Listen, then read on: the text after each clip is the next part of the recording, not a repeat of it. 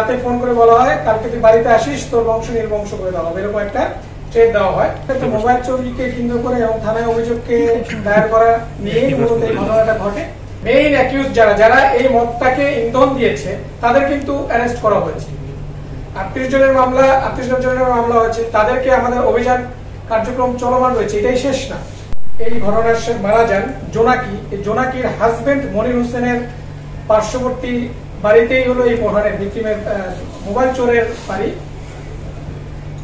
তো ভিকটিমের বাবা এই রুবি আক্তারের কাছে সাহায্য চায়। যখন চুরি করার পরে সে ধরা পড়ে, তখন যখন তাকে মারধর করা হয়, তখন রুবি আক্তারের কাছে চায় যে এরকম আমার ছেলেকে এরকম মারধর করছে, তাকে পাওয়া যাচ্ছে না, তোমরা আমাদেরকে সাহায্য করো।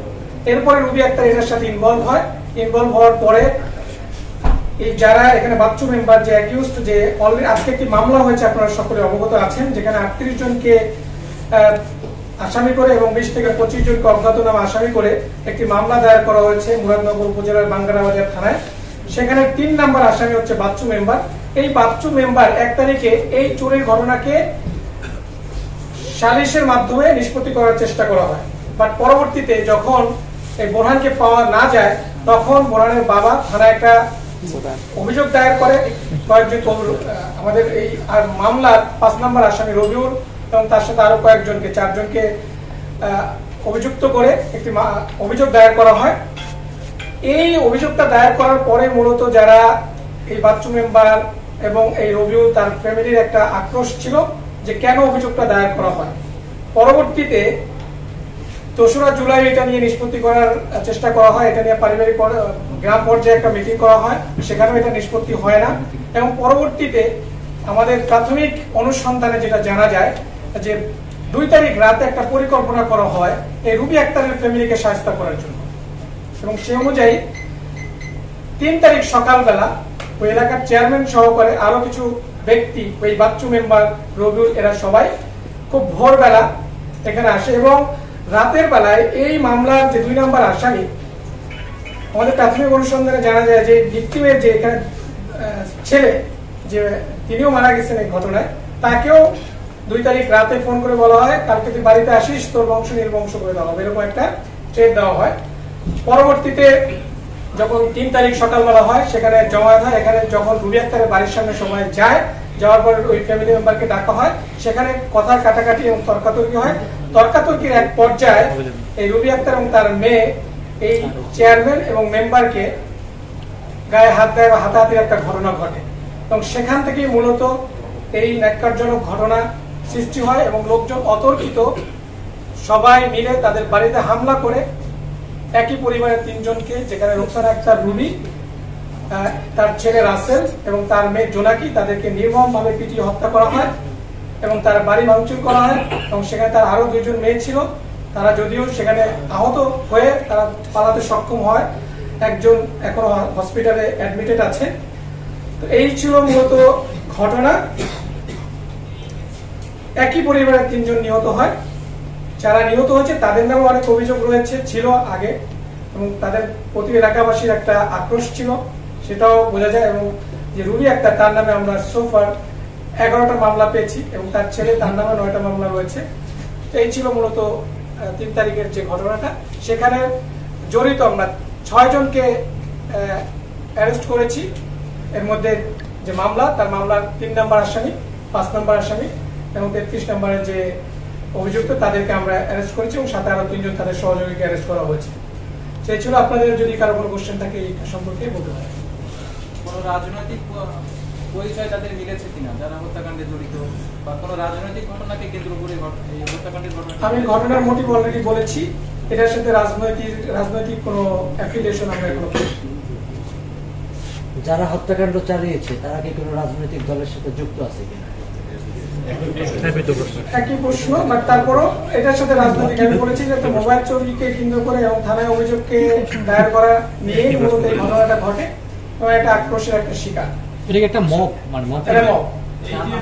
যে মেইন চুরিটা করেছিল তাকে আসলে ধরার জন্য আপনাদের কি প্রক্রিয়া চলছে? কারণ ওকে নিয়ে তো কেন্দ্র করে মূলত হচ্ছে ঘটনাটি ঘটে, এবং মূল যে উস্কে দেওয়ার ঘটনা, এটা লিড দিয়েছে কি?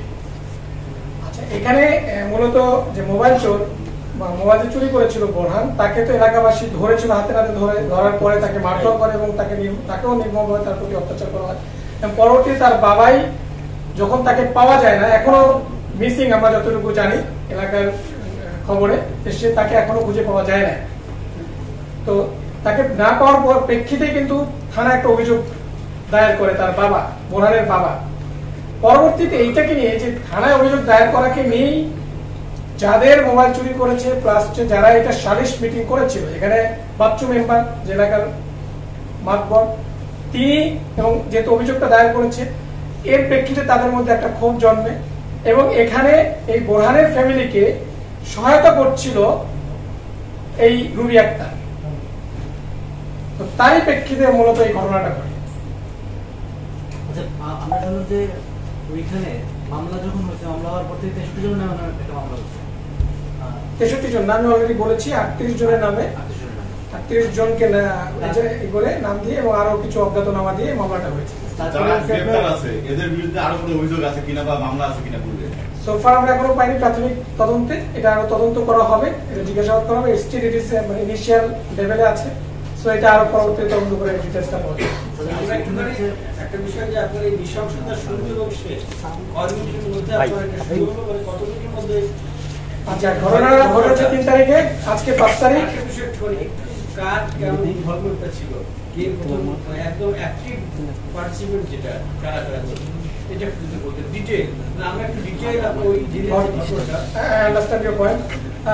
ঘটনাটা ঘটেছে 3 তারিখে, মামলা হয়েছে আজকে লাইক 11টা-12টার দিকে, এবং এটা ঘটনার পর থেকে আমরা কার্যক্রম শুরু করি এবং গতকাল রাতে গতকাল সারা রাত আমাদের অভিযান চলমান থাকে এবং সেখান থেকে আমরা 6 জনকে অ্যারেস্ট করি।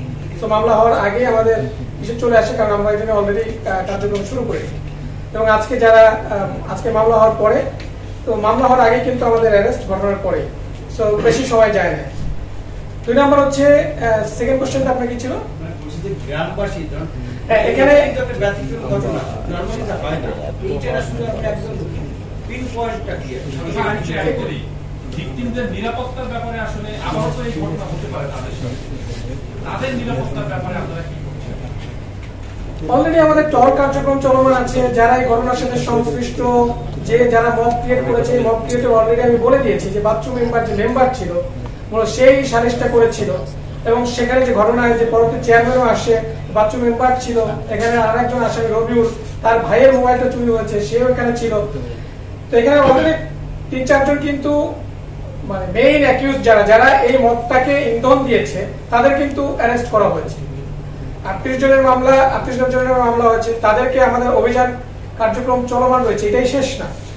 সো অলরেডি তারা কিন্তু, আপনি যদি বলেন যে নিরাপত্তা, তো এই যে অ্যারেস্টের মাধ্যমে তো ভিকটিমের পরিবার নিরাপত্তা পাচ্ছে। আমরা তো ব্যবস্থা নিয়েছি, এখানে একটা মব ক্রিয়েট হয়েছে, সেটার এগেইনস্টে ব্যবস্থা গ্রহণ করা হয়েছে।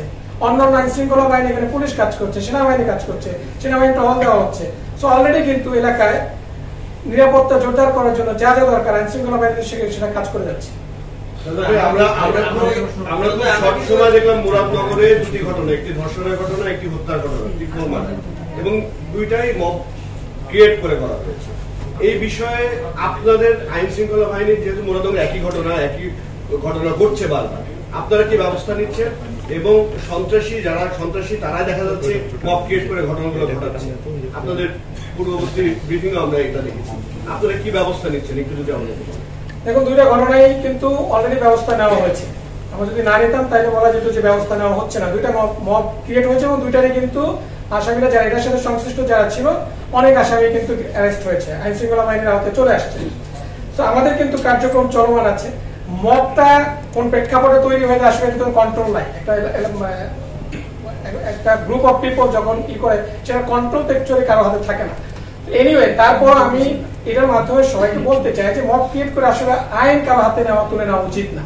তো আইন, যদি কেউ অপরাধী হয়ে থাকে, সেটার দেশের আইন আছে, প্রচলিত আইন অনুযায়ী তার ব্যবস্থা গ্রহণ করা হবে। বাট কারোরই উচিত হবে না আইন হাতে তুলে নিয়ে এই ধরনের মব ক্রিয়েট করে কাউকে হত্যা করা, রেপের মতো ঘটনা ঘটানো, এটা কারোই আসলে, বা তারপর ভিডিও ছবি ভাইরাল করা, এটা আসলে কোনোভাবেই কাম্য না। আমরা দেখেন না, শুধু আমরাই না, শুধু র্যাবই না, এখানে র্যাবের সাথে সাথে র্যাবের টহল কার্যক্রম জোরদার করা হচ্ছে বিভিন্ন জায়গায়, সেনাবাহিনী টহল দিচ্ছে, পুলিশের কার্যক্রম চলমান আছে, সবাই আইন শৃঙ্খলা বাহিনী সবাই কিন্তু আমরা একজোড়ে কাজ করে যাচ্ছি। সো আমরা আমাদের হাইয়েস্ট লেভেল পর্যায়ে ট্রাই করে যাচ্ছি যে এই মবটা যেন না হয়। তারপর আমরা এই যে মেসেজ দিচ্ছি যে আমাদের দেশের আইন শৃঙ্খলা নর্মাল রাখার জন্য আমাদের সবারই দায়িত্ব রয়েছে, আমরা যেন আইন নিজের হাতে তুলে না নিই। আসামিদের নাম আমরা এখন পর্যন্ত টোটালি 5 জন 6 জন যে এদের নাম আসলে এখনো বলেন নাই, যদি একটু বলতেন। দুই একজনের নাম বলেছেন।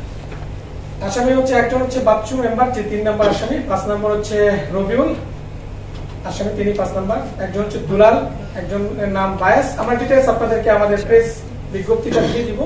একজনের নাম বায়াস, একজনের নাম আকাশ, এই তো 5 জনের নাম অলরেডি বলে ফেলেছি। সো টোটাল 6 জন আসামিকে আমরা অ্যারেস্ট করেছি। আপনাদেরকে প্রেস বিজ্ঞপ্তিটা দিয়ে দেওয়া হবে, ওটার মধ্যে ডিটেইলস আপনারা পেয়ে যাবেন। ভাই এখানে আপনারা 63 আপনি যে আশ্বাসন বললেন, বলার পরে হচ্ছে লোকাল এরিয়াতে কথা বলার মতো পুরুষ পাওয়া যাচ্ছে না, পুরুষ শূন্য হয়ে গেছে, গান অনেকটা আলাপ করতেছে। তো এইটা নিয়ে এটা কি আপনার সাধারণ মানুষদেরকে হেনস্থা করা হচ্ছে এই আটা ধরে? সাধারণ মানুষ তো কাউকে আমরা অ্যারেস্ট করিনি। সাধারণ মানুষকে হেনস্থা করা হচ্ছে, এটা তো কোথা থেকে আসছে জানি না। সাধারণ মানুষকে হেনস্থা করা হচ্ছে, বললো যে পুরুষ শূন্য হয়ে গেছে এলাকাটা। এটা এখন তো কথায় তো অনেক কিছুই বলা হয়, পুরুষ শূন্য। আদৌ আপনি গিয়েছেন কিনা আই ডোন্ট নো, গিয়ে দেখা হচ্ছে যে কথা কথা তো অনেক জিনিসই আসে। সো আমরা 6 জনকে ধরেছি এবং সবাই এটার সাথে রিলেটেড। সো এখন পুরুষ শূন্য হয়ে যাওয়ার কারণ কি? তার মানে তারা হয়তো ইনভলভ ছিল। ইনভলভ কেউ যদি দোষী না হয়ে থাকে তো কেউ যাবে না। আর শিওর যে যারা ইনভলভ তারাই গিয়েছে, যাদের ইনভলভমেন্ট নাই তারা তো এলাকা ছাড়ার কোনো প্রশ্নই আসে না। একটা বিষয় আপনি বলছেন মবের কথা, হ্যাঁ আমার ভাই বললেন একই জেলাতে ভয়ঙ্কর ঘটনা যেটা এবং একটা পুরো গ্রামবাসী আপনার মোটামুটি বহু লোক বসতেন, এটা তো অংশগ্রহণ করার এইটা নেপথ্যে আপনার রাজনৈতিক কারণ, সামাজিক কারণ, অনেক কারণ থাকে। আপনারা যতজনে কাজ করেছেন বেসিক্যালি এত নৃশংসতা যেটা মানুষ কি কারণ একটু যদি বলতেন ডিটেইল। এবং একটা বিষয় যে মেম্বার বলছেন যে আপনি কোনো পলিটিক্যাল পার্টি করেন না, ঠিক আছে, কিন্তু আদতে আপনার কোনো বিএনপি হোক, আওয়ামী লীগ হোক, যে মানুষ জানতে চায় আসলে আপনি যদি বলেন অপরাধের সাথে কোনো পলিটিক্যাল দলই তো আসলে মব ক্রিয়েট করতে বলে না, খারাপ কাজ করতে বলে না, এবং কারণে তো কিছু থাকে না, কোনো আইনেও কোনো খারাপ কাজের কোনোই নাই। তো এটা অফ দ্য মোমেন্ট হয়ে যায় আসলে অ্যাকচুয়ালি ওই ঘটনাটা তদন্ত না করে এটা এখান থেকে আমি ডিটেইল ইনভেস্টিগেশন ছাড়া কোন প্রেক্ষাপট ওই মবটা ক্রিয়েট হয়েছে এটা আফটার ইনভেস্টিগেশনে এটা বলা যাবে। আমার কাছে মনে হয় না যে আমি এখন একটা বলে দিলাম যে এটা ডিটেইল ইনভেস্টিগেশন দরকার। অ্যাকচুয়ালি মবের মতো ঘটনা আমাদের ঘটছে এবং এটা আক্রোশের শিকার বিভিন্ন কারণে হচ্ছে। এক একটা ঘটনার মোটিভ কিন্তু এক এক রকম।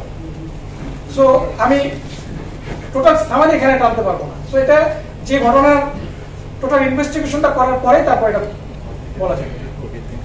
6 জনকে যে গ্রেফতার করলেন বলে দেন, 5 জন 6 জন, তো আপনি কোথা থেকে অ্যারেস্ট করছেন? আমরা এটা 2 জায়গা থেকে, বিভিন্ন মানে মূলত কুমিল্লা এবং ঢাকার বিভিন্ন জায়গা থেকে। So thank you.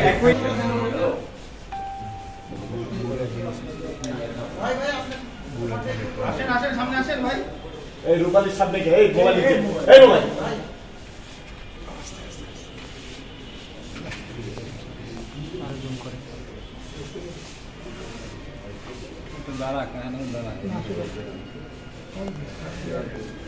একটু সামনে এসে দাঁড়ান, একটু সামনে আসেন,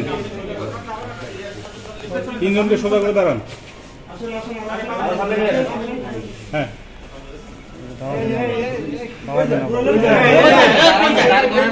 একটু দাঁড় করান না, সামনে দাঁড় করান, একটু দাঁড় করান।